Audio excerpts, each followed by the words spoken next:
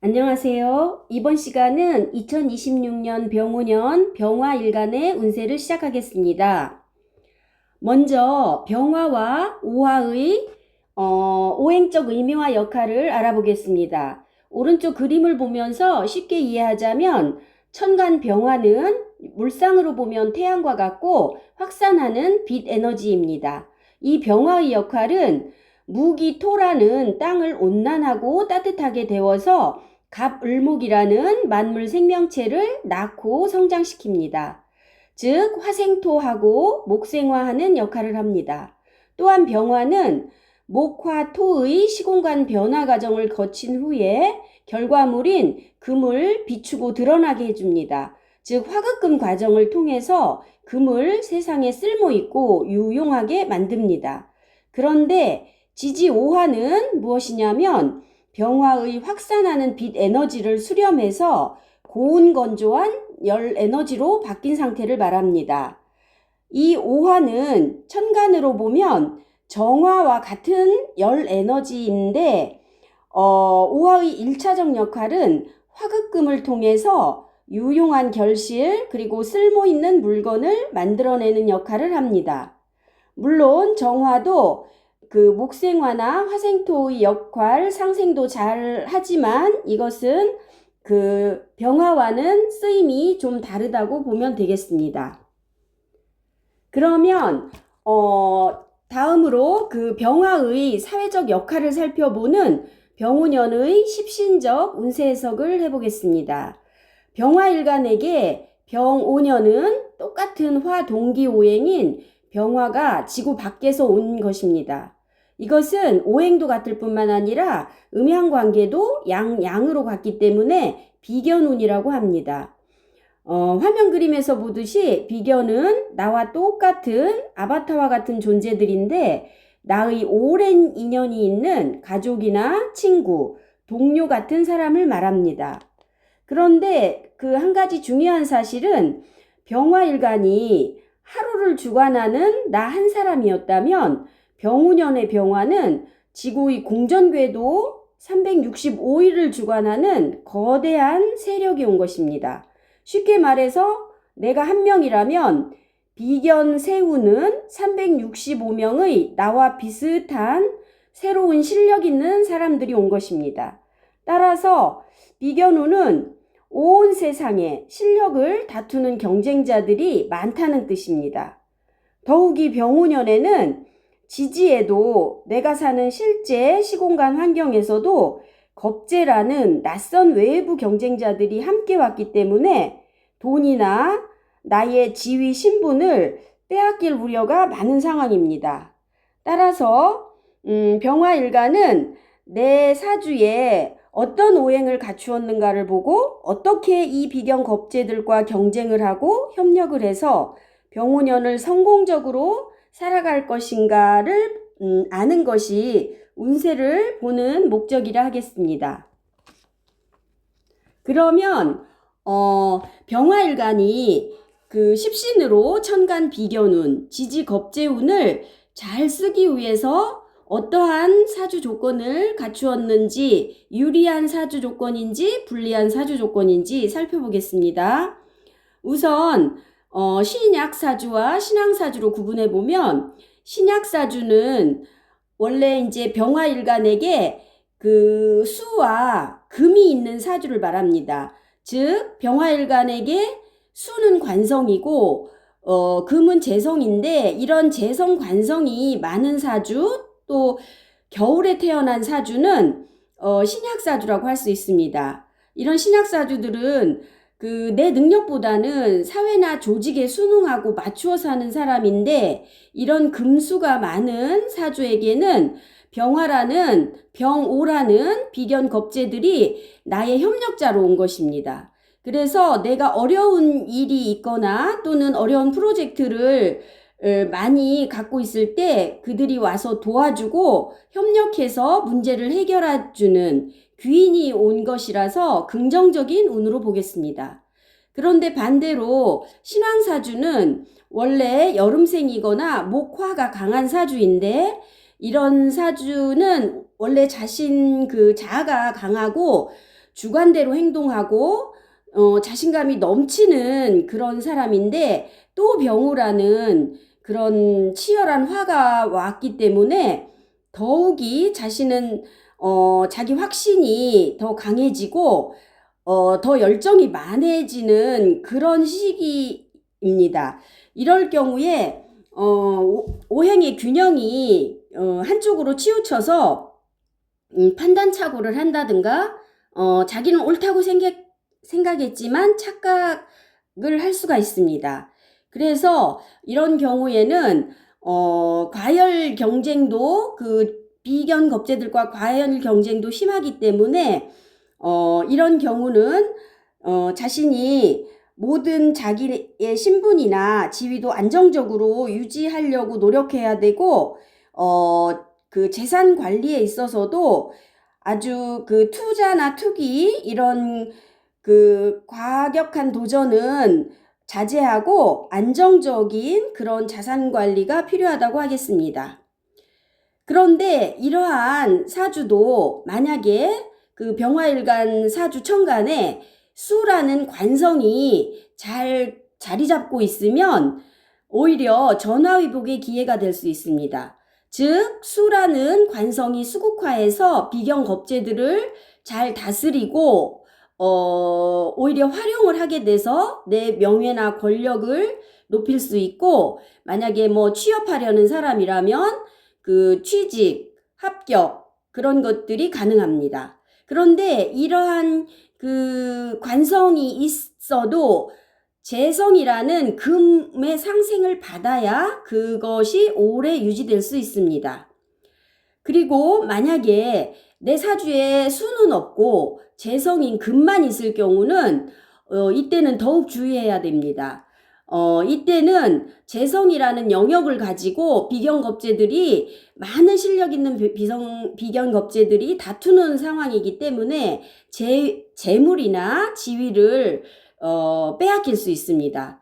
그렇기 때문에 그 수가 없는 금재성만 있는 병화일간들은 아주 겸허한 자세로 안정적인 유지, 재물이나 지위를 유지하는 그런 방향으로 나가야 현명하다고 하겠습니다.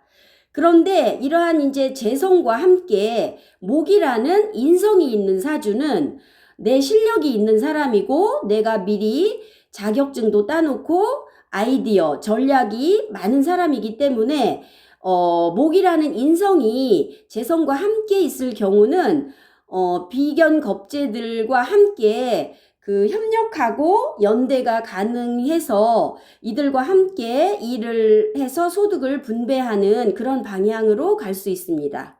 그리고 그 병화일간이 또 토라는 무토기토라는 식상이 천간에 있을 경우는 원래 식상은 내 일거리이면서 부하직원, 종업원 이런 아랫사람에 해당하기 때문에 이런 토가 있을 경우도 이 비견겁재들과 함께 일을 해서 일 규모를 늘릴 수 있고 돈을, 재물을 많이 더 얻을 수 있습니다. 그러면 다음으로 병화일간의 분야별 운세를 살펴보겠습니다.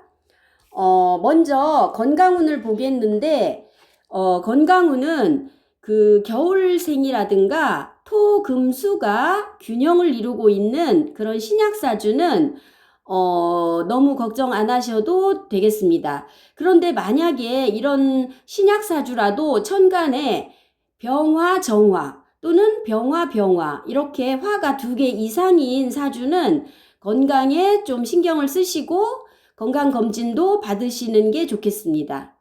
그런데 신왕사주, 여름생이면서 화가 치열한 그런 천간에 또 비견겁재라는 화가 더 있는 사주인 경우에는 오행의 불균형으로 화다 목분, 화다 토조 이런 그 화가 많음으로써 생기는 어떤 그 건강에 문제가 생길 수 있기 때문에 특히 눈이나 심장, 혈압 이런 쪽으로 문제가 생길 수 있기 때문에 건강검진을 잘 받으시고 건강관리를 잘 해야 되겠습니다.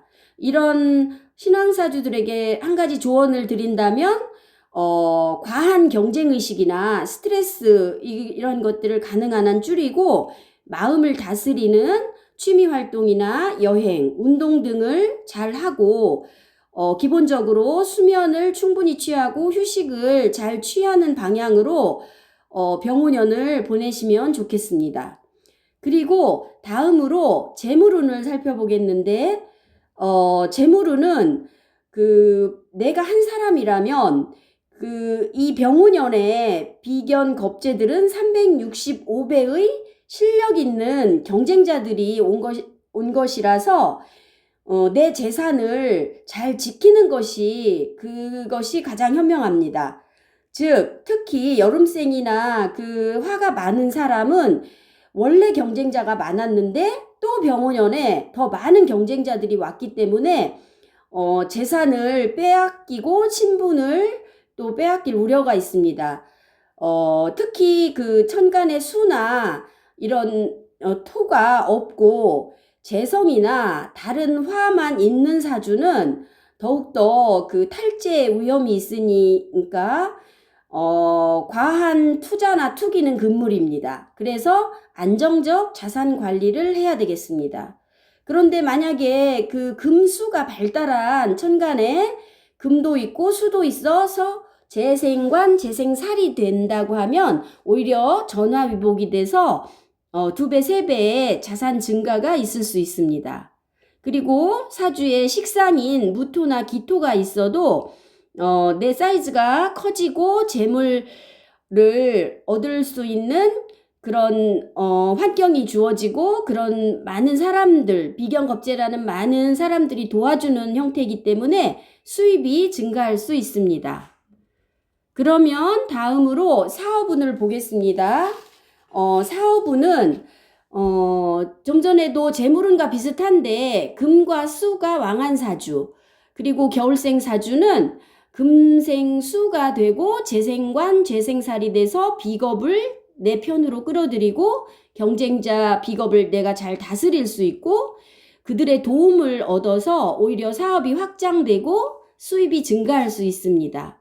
그리고 토가 있는 사주도 내 종업원이나 아랫사람, 사원 수가 많아지고 사업이 확장되는 그런 형태입니다. 그런데 목화가 많은 신왕사주는 지나친 열정이나 지나친 자신감, 욕심이 생길 수 있지만 그것을 자제하고 보수적이고 안정적인 경영을 해야 될 것으로 봅니다. 그리고 다음으로 직장운을 보겠습니다. 직장운은 금수가 많은 신약사주는 재생관해서 비겁들을 내가 이길 수 있기 때문에 취업이 가능합니다. 그리고 직장인이라면 어려운 업무를 해결해 줄 동료가 온 것이고 귀인이 온 것이기 때문에 다니던 직장을 잘 다니면 되겠습니다. 그런데 신왕사주는 원래 경쟁자가 많은 사주인데 독립욕구가 더 강해지고 더 자신감이 강해지고 무엇이든지 내가 하면 잘할 수 있다는 자기 확신이 더욱더 강해지기 때문에 이직을 하거나 프리랜서로 나가고 싶은 그런 심리가 강해져서 나갈 수 있지만 꼭 아셔야 될 것은 밖에 나보다 실력이 더 많은 그런 실력이 더 좋은 비견겁재들이 많다는 사실을 알고 가능하면 다니던 직장을 다니시는 게 좋겠습니다. 그런데 이런 신왕사주라도 천간에 금생수가 있으면 직장 내에서 주도적 역할을 할 수 있고 지위가 상승할 수 있는 그런 운으로 활용할 수 있기 때문에 잘 직장을 유지하는 방향으로 하면 좋겠습니다. 그리고 다음으로 연애운을 보면 원래 비견운은 오랜 인연을 갖고 있는 사람들이고 내 친구나 동료 그리고 나와 생각이 같고 가치관이 같은 사람을 비견이라고 합니다. 이런 새로운 비견들이 온 것이기 때문에 이런 친구 같은 인연을 만날 수 있고 내 사주에 만약에 토라는 식상까지 있으면 이런 친구 같은 동료 같은 이런 인연과 연애를 긍정적으로 잘 할 수 있습니다. 그리고 원래 병화일간은 자기 표현을 아주 잘하고 활발한 성격이기 때문에 이런 비견운에 연애하는 것은 긍정적인 운으로 보겠습니다. 그리고 마지막으로 결혼운은 내 사주에 재성이나 관성, 즉 금생수가 잘 되어 있으면 이것은 재생관, 재생살해서 비견겁재를 누르고 내가 결혼까지 성공할 수 있는 좋은 운으로 보겠습니다. 이 영상이 만약 도움이 되셨다면 구독과 좋아요를 눌러주시면 감사하겠습니다.